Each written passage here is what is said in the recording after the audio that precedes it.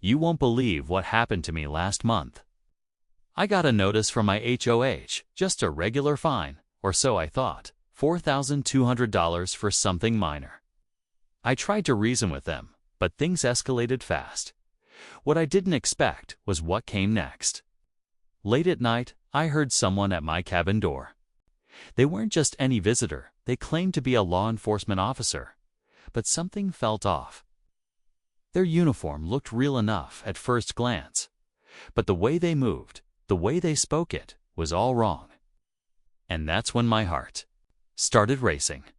I knew my cabin wasn't empty though. I had made sure it was secure, and more importantly, I wasn't alone. Hidden inside, there were 3 U.S. Marshals, real, trained, and ready for anything. I'd called them weeks before, knowing the HOA had been pushing boundaries, but I never imagined a confrontation like this. Suddenly, every creak of the floorboards, every shadow across the walls felt like it could tip off the intruder. I had no idea whether this person outside knew what they were walking into or if they were about to make a huge chance. The tension was unbearable. I had to stay calm, stay quiet, and figure out my next move without revealing that my cabin was anything but defenseless. Meanwhile, the supposed officer was growing bolder, knocking louder, trying to get my attention. I could feel the weight of every second, the possibility that a misunderstanding could turn catastrophic. And all the while, the fine, the $4,200, seemed almost insignificant compared to what was happening right at my doorstep. What happened next changed everything. I'm not going to tell you just yet, because you won't believe it until you see it. Let's just say the night took a turn that no HOA, no fake cop, and certainly no one could have expected. You're going to want to stick around for this. When it's about to get intense. It all started months earlier, when the HOA first began targeting me. At first, it was small things, complaints about my landscaping, the paint on my cabin, even the way I parked my truck. I tried to follow the rules, even made adjustments, but somehow they always found a reason to find me. $4,200 was just the tipping point. I knew there was something deeper going on, something personal. That's why I'd taken extra precautions at the cabin. I installed hidden cameras, reinforced doors, and yes, I contacted U.S. Marshals in advance after noticing some suspicious activity around the property. I never thought I'd actually need them, but looking back, it was the smartest decision I ever made. The cabin itself is isolated, surrounded by dense woods. The kind of place where you can feel completely alone and completely exposed at the same time. It had always been my escape, my safe zone, but lately it felt like a trap. Every creak of the floor, every snap of a branch outside made me question whether someone was watching, or worse, waiting. That night, I kept thinking about all the signs I'd ignored, the strange calls, the unmarked vehicles driving by, the neighbors who suddenly seemed too interested in my business. I realized the $4,200 fine wasn't really about money. It was about intimidation. They wanted to see how far they could push me. Inside the cabin, I could see the shadows of the Marshals moving silently, listening, waiting. They were professionals, but I could feel their tension too. It was contagious. None of us knew if this was going to be a bluff or a real threat. I kept replaying the moment the officer knocked on the door in my mind, trying to read their intentions, trying to guess whether they were bluffing, or if this was really going to escalate into something dangerous. As I glanced toward the door again, heart pounding, I realized one thing for sure: nothing about this night was ordinary. And whatever happened next, it was going to change everything, not just for me, but for anyone who thought the HOA could push people around without consequences. The tension was thick, and every second felt like a countdown to something I wasn't sure I could control. I could hear him pacing outside now. The fake cop, whoever he really was, making that calculated noise that was meant to unsettle me. Every step echoed through the quiet night, bouncing off the trees surrounding my cabin. I stayed low, whispering directions to the marshals hidden in the corners, trying to stay calm even as my pulse felt like it was shaking the walls. None of us had any idea what this person was truly capable of. All I knew was that the HOA's harassment had escalated to something that felt personal. And it was clear this wasn't about the $4,200 fine anymore. It was about power, control, and testing my limits. Earlier that week, I had caught glimpses of other signs that something bigger was at play. Emails that seemed innocent at first, suddenly hinting at surveillance, neighbors acting a little too interested in when I was home, and random phone calls that hung up as soon as I answered. I couldn't shake the feeling that the HOA wasn't working alone. There was a network behind this, and every small interaction felt like a piece of a puzzle I didn't want to complete but couldn't ignore from inside. The Marshals had their eyes and ears on every window, every creak of the floor.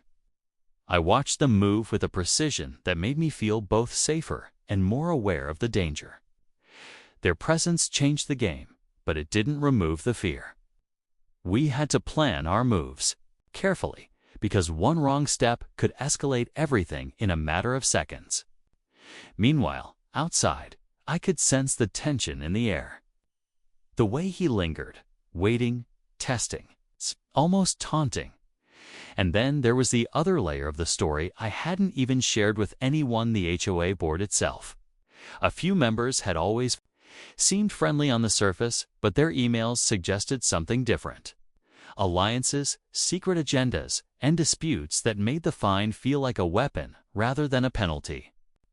As I crouched low, listening to the knocks and the subtle shuffles outside, I realized that tonight wasn't just a showdown at my cabin. It was a confrontation with a system built to intimidate, and I was caught right in the middle, unsure who would strike first, or what the cost would be. The night stretched on, each second heavier than the last, and I knew the worst was still coming. By now, the night had grown impossibly quiet, except for the soft rustle of leaves and the occasional, deliberate knock on the cabin door. The fake cop was still there, his presence looming like a shadow I couldn't ignore. I could feel the tension in the air, thick enough to choke on, as every second dragged by. The marshals whispered instructions to me, reminding me to stay calm, to keep my voice down, and to watch for any sudden movements.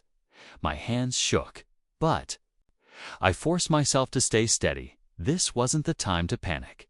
I thought about how it had all spiraled to this moment. The $4,200 fine seemed ridiculous in hindsight, almost laughable, but the harassment, the intimidation, and the strange behavior of the HOA had led us here. It wasn't just about money anymore. It was about testing boundaries, breaking people down, seeing who would cave first. I realized I wasn't just defending myself. I was standing against every invisible hand, trying to manipulate and control the situation. Outside, I could hear him shifting, his movements deliberate. Every scrape of his shoe on the porch sounded louder than it should have.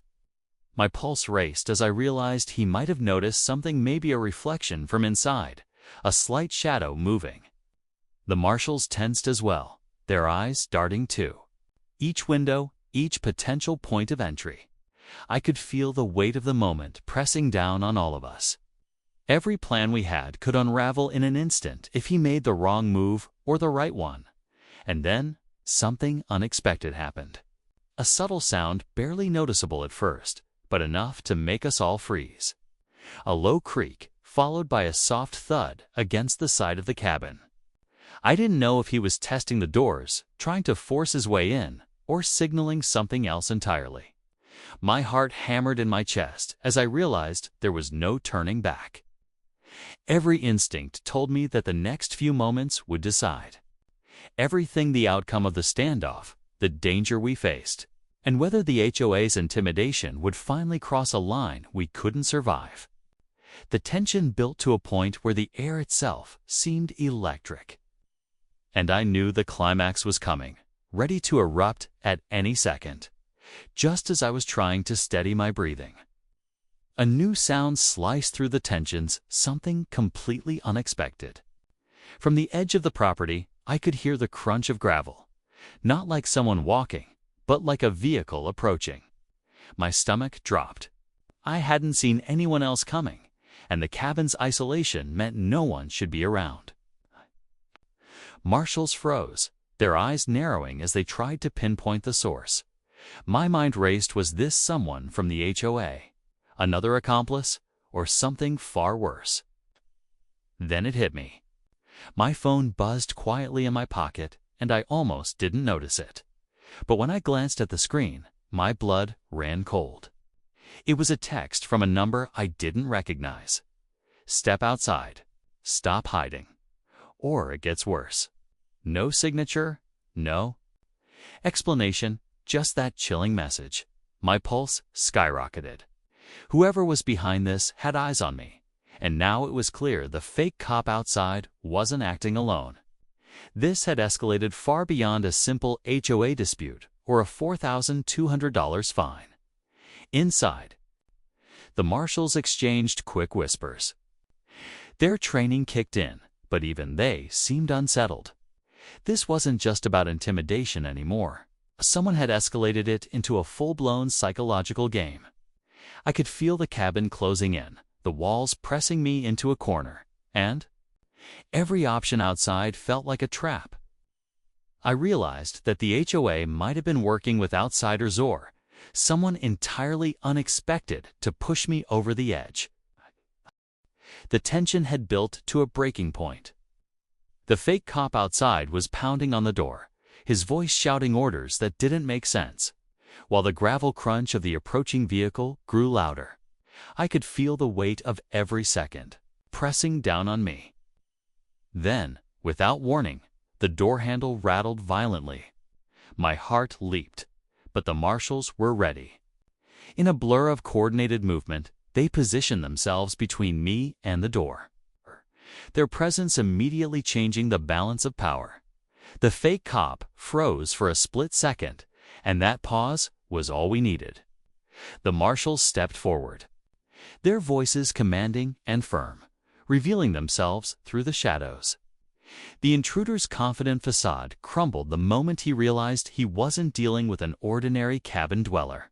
"Step back and identify yourself," one of the Marshals shouted. The man stumbled, his act of authority unraveling. Within moments, he was restrained, and the truth became clear. He was hired by the HOA, but he wasn't even a real officer. The $4,200 fine had been a setup, a distraction to lure me into a vulnerable position down as I caught my breath. The sound of the approaching vehicle pulled my attention outside. The headlights revealed several more People Board members from the HOA, looking both smug and shocked. They had thought intimidation would work. They hadn't counted on the Marshals, the precautions I'd taken, or my resolve. Within minutes, the situation was under control, the threat neutralized, and the HOA's bluff exposed. But just as I began to relax, my phone buzzed again. A new text from another unknown number. "You've won the night, but the game isn't over." My chest tightened. Even with the intruder restrained and the HOA exposed, the message reminded me that the world outside the cabin wasn't finished testing me. I looked at the Marshals, who exchanged tense glances, realizing this wasn't the end of the story. The $4,200 fine had sparked a chain of events that none of us could have predicted down the real mystery. The one hidden beneath layers of deception was far from over. The night had ended for now, but the war between me and those determined to control me was just beginning. In the aftermath, the tension slowly began to ease, but the night left its mark. The fake cop was taken into custody, and the Marshals stayed with me long enough to ensure there were no other threats. The HOA board members, caught off guard, had no choice but to retreat, their intimidation tactics exposed for everyone to see. It was a shocking reminder of how quickly a situation can spiral out of control. and how important it is to be prepared when dealing with people willing to push boundaries. Over the next few days, I reviewed everything that had happened. Emails, the texts, the unusual activity around my cabin, and realized how much foresight had mattered. The $4,200 fine, which had seemed outrageous, was actually the spark that revealed a network of manipulation I hadn't fully understood. I made sure the evidence was documented, sharing it with authorities so that no one else would fall victim to similar schemes. The Marshals stayed in touch, offering guidance and advice, reinforcing the idea that preparation and vigilance can turn the tables on even the most unexpected threats. Reflecting on it now, the experience taught me a lot about standing your ground. It's easy to feel powerless when faced with organized intimidation, but taking careful, calculated steps can change the outcome completely. My cabin, once a quiet retreat, became a symbol of resilience and strategy.